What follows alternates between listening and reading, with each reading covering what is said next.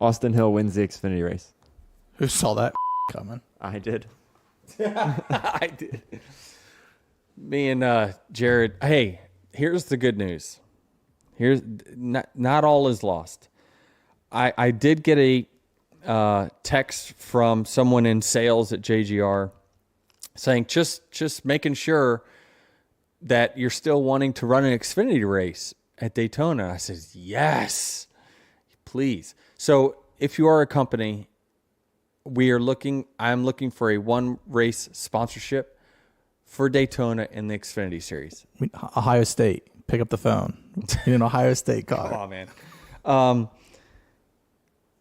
It's frustrating, and it's not Austin Hill's fault, because I'm watching the drivers behind him, and they just cannot get organized enough to create a run. And when they do create a run, they allow him to block, and then they just lift.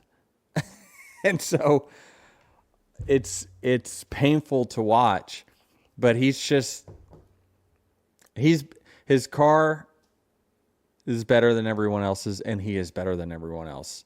And it's not his fault. So he's going to continue to win these things as long as these Xfinity drivers don't learn from their mistakes and figure out how to create a run. And it's not always the second place driver's fault. Sometimes it's the third place, because what the third place driver does, and I've seen this multiple times now, and Jared, you brought it up in the bus, is that even when the second place driver, and Xfinity drivers, I'm trying to help you out here. Even when the second place driver starts to back up to the third place pulls out of line and then starts racing the second place guy. And it's like, you will not win that way. You're now giving the win to whoever is currently leading. You need to push third place Xfinity drivers. You need to push the second place guy beside the 21. And then you have options. You have the option to either continue to follow them, go 3 wide, or you've got the option of these two are going to get together and I'm going to go sweeping by on the inside and win this race. So the problem doesn't necessarily lie always with the second place driver in the Xfinity series. It does in the third and fourth, because they're so caught up in racing each other instead of creating a run to win the race. That's where they got to get better. And listen, names are made here. Most of them haven't been here a long time, and they are learning. But that's how I see Austin Hill as an unstoppable force in the Xfinity series, is that he knows how to get to the front. Now his car, I think information in the insiders would tell you his cars, his engines and such are definitely faster than everyone else's. But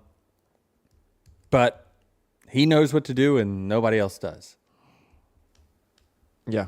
Yeah, it just takes a collective group. Once he gets the lead, it takes a couple people to have to get together to pass him, not just like one or two people. Yeah. And now, listen, if I ran an Xfinity race and I were second to Austin Hill, we might have the same result, because whenever I start to back up to third, they're likely to just pass me, or try to pass versus creating a run. But you never know. I'd love a shot at it. And not just because of Austin Hill.